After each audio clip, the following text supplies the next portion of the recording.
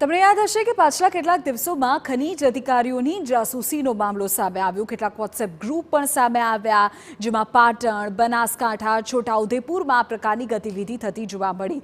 હવે જાણકારી મળી રહી છે કે મહેસાણામાં પણ આ રીતે રેકી થઈ રહી છે। સરકારી કર્મચારીઓની જાસૂસીની ફરિયાદ થઈ છે। નાયબ કલેક્ટર, મામલતદાર, આરટીઓ અધિકારી, ખાણ ખનીજ અધિકારીની જાસૂસી પકડાઈ છે। ખનીજ માફિયા અધિકારીઓની જાસૂસી કરતા પકડાયા છે। ખનીજ ચોરી કરતા ડમ્પર અને જેસીબી ચાલકના મોબાઈલમાંથી તેના પુરાવા મળ્યા છે।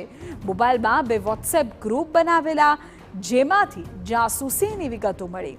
અધિકારીઓ ક્યારે ક્યાં જાય છે તેની તમામ રીતે રેકી કરવામાં આવતી હતી। તેમના ફોટો, ગાડીઓના ફોટો, તેના નંબર, લોકેશન આ બધું કરતા હતા। તેમના મોબાઈલ ગ્રુપ વોટ્સએપમાં ચેક કરવામાં આવ્યા અને એ વોટ્સએપમાં 2 એવા ગ્રુપ મળી આવ્યા કે જેની અંદર આ અધિકારીઓની રેકી અને જાસૂસી થતી હોવાનું માલુમ પડ્યું। એટલું રેકીની અંદર જાસૂસી એટલે હદે કરવામાં આવતી હતી કે તેઓના ઘર, તેઓને નોકરીની ઓફિસ, તેઓ ઓફિસથી કઈ ગાડીમાં કેટલા વાગે નીકળે છે, એમનું લોકેશન, ગાડી ઓફિસથી જ્યારે કોઈ રેડ દરમિયાન નીકળતા હોય તો એ અધિકારી એ ગાડીમાં કેટલા અધિકારીઓ બેઠા છે, એ ફોટા, અધિકારીની ગાડીનો નંબર, ફોટા, લોકેશન નીકળતાની સાથે જ આ જે ખનીજ માફિયાઓ છે એમના ગ્રુપમાં પહોંચી જતા હતા અને જે કોઈ જગ્યાએ ખનીજ ચોરી કરતા હોય ત્યાં એલર્ટ થઈ જતા હતા અને આખરે અધિકારીઓને કદાચ વિલેમોટે પાછું ફરવું પડે, કારણ કે એમના પહોંચ્યાની પહેલેથી જ આ લોકોને ખબર પડી જતી હતી।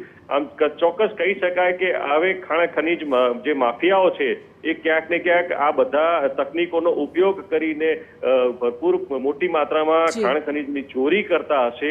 તેના કારણે જ આવા ગ્રુપ બનાવી અને આ પ્રકારની ચોરી કરી રહ્યા છે અને ગ્રુપ ઉપરથી પણ નક્કી થઈ શકે કે આમાં ક્યાંક ને ક્યાંક કોઈ અધિકારી પણ સામેલ છે કે નહીં, એ પણ હવે તપાસનો વિષય છે।